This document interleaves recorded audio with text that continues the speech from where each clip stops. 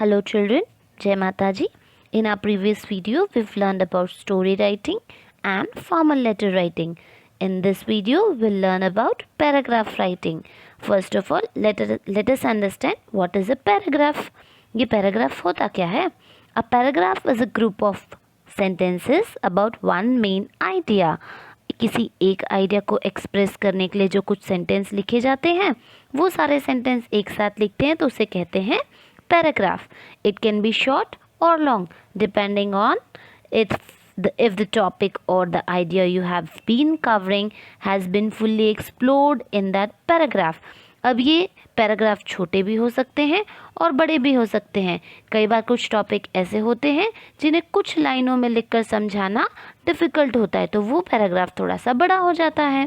कभी कभी कुछ चीज़ें कुछ टॉपिक ऐसे होते हैं जो आप शॉर्ट एंड स्वीट में समझा सकते हैं तो उनका पैराग्राफ छोटा होता है. Although it is recommended that the paragraph is no longer than 10 lines. देखिए यहाँ पर मैंने कहा short and long. Short means 5 to 7 sentences and long. Long मतलब आप 10 से ज़्यादा sentences वाला पैराग्राफ नहीं लिख सकते. ऐसा कहा जाता है कि paragraph should not exceed than 10 lines. Ma'am आपने तो कह दिया कि 10 लाइन से ज़्यादा नहीं हो सकता तो अब हम इस पैराग्राफ को लिखें कैसे? Let's learn the 3 parts of a paragraph. Topic sentences, support sentences and conclusion. A paragraph has 3 main parts. एक पैराग्राफ के 3 मेन पार्ट्स होते हैं. The first part is the topic sentence. सबसे पहला पार्ट होता है टॉपिक सेंटेंसेस विच मीन्स जो बताता है कि आपके पैराग्राफ का मेन आइडिया क्या है. It is called the topic sentence because it tells the topic or main idea of the paragraph. आप जिसके बारे में बताने जा रहे हैं वो जो आपका थॉट प्रोसेस है किस चीज़ के बारे में आप इस पैराग्राफ में लिखने वाले हैं मेन आइडिया क्या है वो आपका कहलाता है topic sentence. Second main part आता है उसका सपोर्टिंग सेंटेंसेस. मतलब अगर आप अपने टॉपिक को समझाने की कोशिश कर रहे हैं तो ऑब्वियसली आप उसके फेवर में कुछ चीज़ें एक्सप्लेन करेंगे, कुछ सपोर्टिव सेंटेंसेस डालेंगे जो आपके मेन आइडिया को सपोर्ट करता हो और ये प्रूव करता हो कि आपने जो पॉइंट ऑफ व्यू बताया है वो सही है. एंड लास्ट होता है कंक्लूजन. कभी भी हम कोई भी चीज़ पर एक फाइनल कंक्लूजन पर हमेशा आते हैं चाहे वो उसके अगेंस्ट हो या फेवर में हो.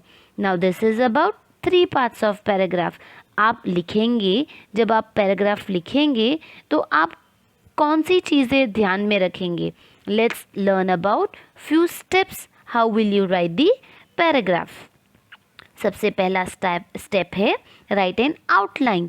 Outline means this can be said rough work at your brain, rough work in your brain और समवेयर यू राइट डाउन मुझे ये चीज़ें लिखनी है इसके सपोर्ट में ये तो पक्के से देना है और उसके बाद मेरा ये कंक्लूजन होगा. जैसे आप पहले सोचते हैं लिखने से पहले वो हमेशा हर चीज़ में होता है. That is your first step.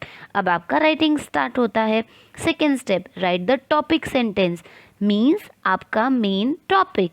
Second उसके बाद वाला स्टेप रहेगा third step right supporting sentences. उसके बाद आप लिखेंगे आपके मेन टॉपिक के रिलेटेड सपोर्टिंग सेंटेंस और उसके बाद आप लिखेंगे उसका कंक्लूजन. यहाँ पर आपका पैराग्राफ रेडी हो गया. नाउ दिस इज़ लाइक हाँ मैम आपने जो कहा वो तो समझ में आ गया बट एग्जैक्टली नहीं आया. एग्जैक्टली समझने के लिए we'll try to learn this with the help of one of your paragraph which is given in your practice sheet. Bad effect of watching television. अगर आप टीवी देखते हैं तो उसके बैड इफ़ेक्ट्स क्या होंगे. This is our topic. Let's start. Television has become an essential part of every house. हाँ ये बात तो सही है. आजकल ऐसा कोई भी घर हमने नहीं देखा होगा जहाँ पर घर पर टीवी नहीं है. तो हमारे हर घर का एक एसेंशियल पार्ट बन गया है. हम ऐसे कह सकते हैं बेसिक नीड में आ गया है. It is the cheapest source of entertainment. सबसे सस्ता सुंदर और टिकाऊ एंटरटेनमेंट का source. Children find it very interesting. बच्चों को तो ये बहुत इंटरेस्टिंग लगता है और कभी कभी इसके चक्कर पे घर पे झगड़े भी हो जाते हैं. मम्मा बोलते हैं कि बेटा टीवी छोड़ो और बच्चा बोलता है मम्मा 5 minutes more. But it has bad effects also. हाँ, ये तो है, टीवी के बैड इफ़ेक्ट्स हैं।